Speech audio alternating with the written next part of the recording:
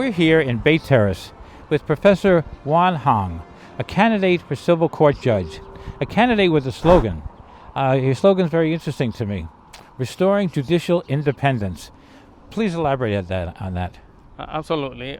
It means restoring the people's confidence in the judicial system. It's been too long since a political establishment has been controlling on who can run for judge or who cannot. They had total autonomy over who can run and complete monopoly, and a lot of people have not even dare apply for judgeship. Also, there hasn't been in the history of Queens County an independent judicial candidate like me.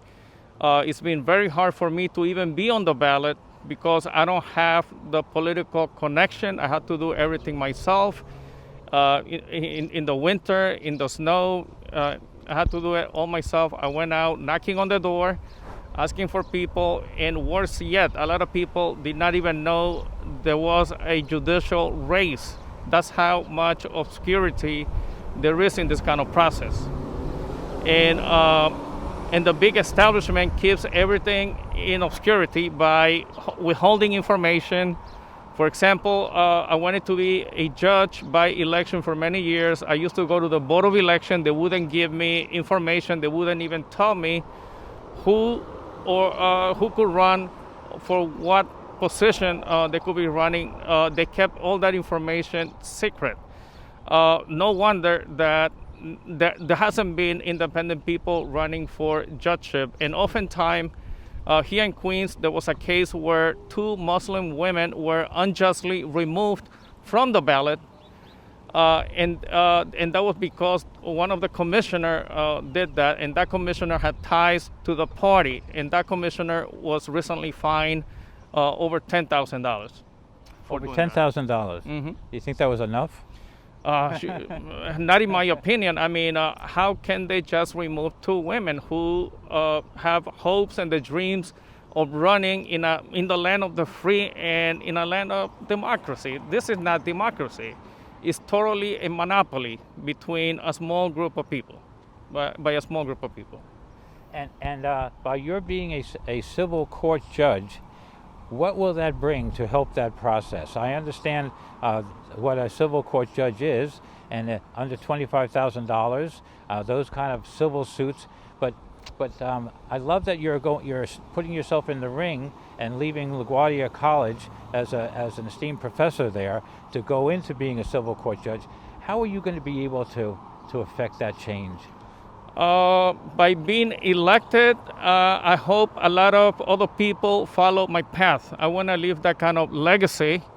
Like I said before, this is bigger than me. It's not about just me, but it's about somebody being elected in an independent, free, and democratic way. And that's what I want to do. And that's what I call judicial independence. If I'm elected, I will not owe anything to anybody. I'll be my own person doing decisions on my own without bias or favoritism. I don't have to give any favor to anybody from the political establishment or anybody connected to the political establishment. I want to thank you very much for sharing your time with us. We're going to be hearing more from the professor. These are very important issues. Judicial independence, for me, I looked at part of our government when it didn't matter who the candidate was, but I just saw an election when a couple years ago when they were counting Chads down in Florida to determine an election. And the Supreme Court came in and stopped the process and actually stopped and denied a lot of voters their right to be heard. I saw that as a breach of judicial independence and looking and showing how that changed an election unfairly. Again, it didn't matter who the candidate was. It was the process of an independent court interfering with an election. So is that kind of the stuff you're talking about as well? Yes, and actually I wanted to point out, which I remember now, there was a turning point in my life that made me run for judge. And that turning point was when I was at home once somebody came with some paperwork and said, choose for, are you voting for candidate A or candidate B? And in my mind, I was like, I don't know those candidates. Is there anybody else? No, it's only between A and B. What kind of democracy that is? It's not democracy at all.